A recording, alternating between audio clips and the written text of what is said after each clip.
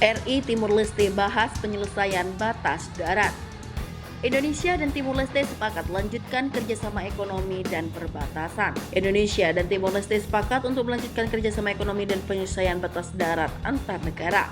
Hal ini dibahas dalam pertemuan bilateral Menteri Luar Negeri Menlu RI Retno Marsudi dengan Menlu Timor Leste Adalgiza Albertina Xavier Reis Magno di Kementerian Luar Negeri Kemenlu RI.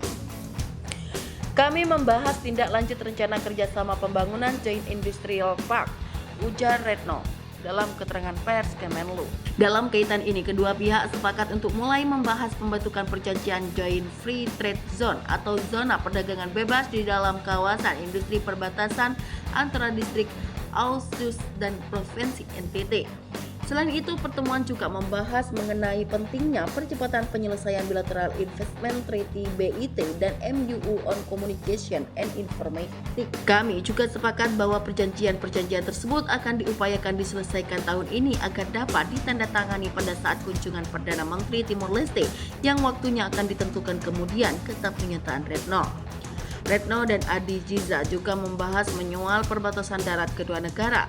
Keduanya sepakat untuk mendorong upaya penyelesaian pembahasan dua segmen perbatasan darat Indonesia Timor Leste, yaitu Big Jel Sunan Oben dan Noel Besi Citrana. Kondusif penting untuk dijaga agar perundingan dapat dilanjutkan, ujarnya. Dalam pertemuan bilateral tersebut, Retno juga menjelaskan mengenai prioritas kekuatan Indonesia di Perhimpunan Bangsa-Bangsa Asia Tenggara atau ASEAN. ASEAN telah menerima secara prinsip keanggotaan Timor Leste pada kesepakatan KTT ASEAN di Kamboja November lalu. Peta jalan lagi keanggotaan penuh Timor Leste di ASEAN pun bakal dibuat. Pertemuan dengan Menlu Timor Leste dilakukan setelah pelaksanaan pernyataan pers tahunan Menteri Luar Negeri BPTM di Kemenlu.